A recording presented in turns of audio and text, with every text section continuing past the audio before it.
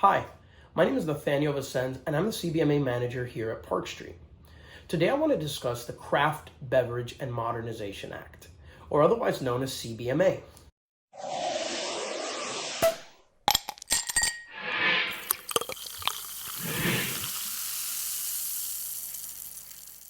What is CBMA?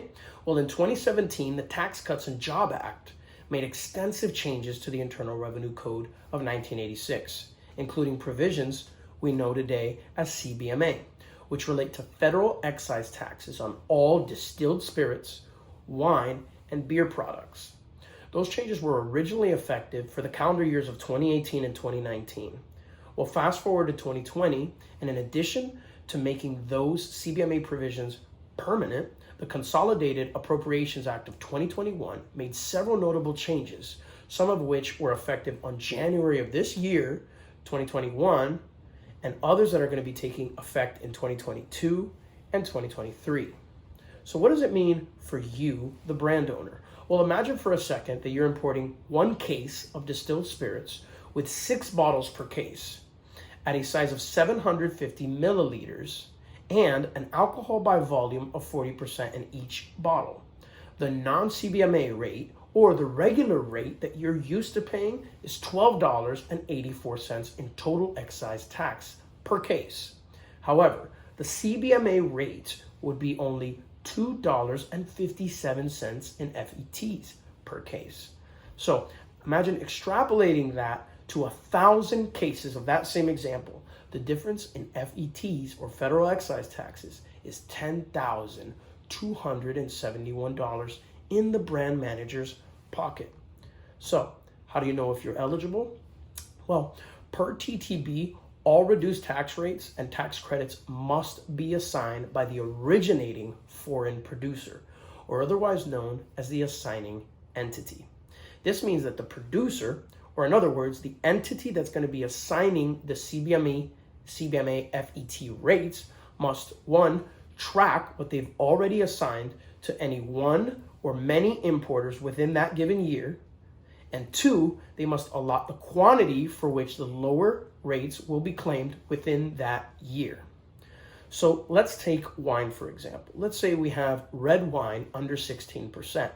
The regular federal excise tax rate is $1.07 per wine gallon.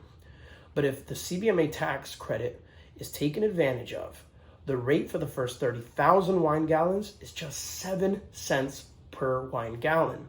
Thereafter, for the next 100,000 wine gallons, the rate is 17 cents per wine gallon, which is still a substantial difference from the regular non-CBMA FET rate of $1.07.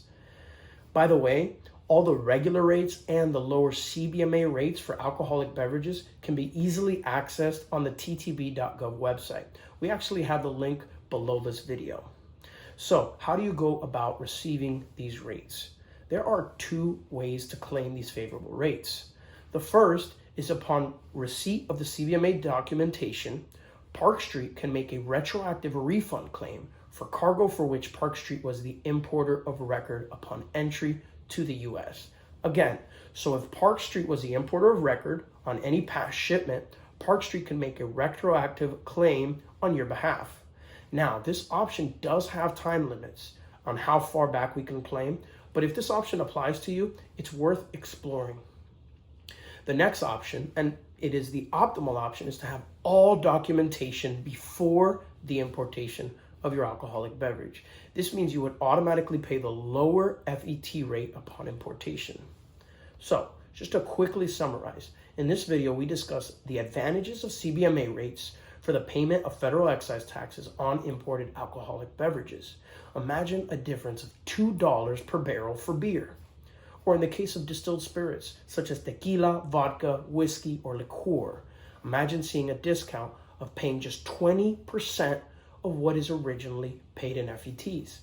Or for sparkling wine, imagine paying a 30% discount. And that list goes on. We also discussed that the best way to know if you're eligible to work is to work with the originating producer of the alcoholic beverage. Lastly, there are 2 ways that we can make a claim. That's requesting a refund and upon importation of the alcoholic product. If you'd like to know more about the benefits of CBMA, or you're ready to proceed with the documents required, please reach out to us at cbmtr@parkstreet.com. Again, that's cbmtr@parkstreet.com. I'm also very excited to announce that in this two-part series on CBMA, Park Street University will be releasing a separate video where we dive deeper into the specific information and the specific documentation needed in order to take advantage of these CBMA rates. Well, if this video was helpful, please press that like button below and subscribe to receive an alert when part 2 is released. Well, thanks for watching and have a great day.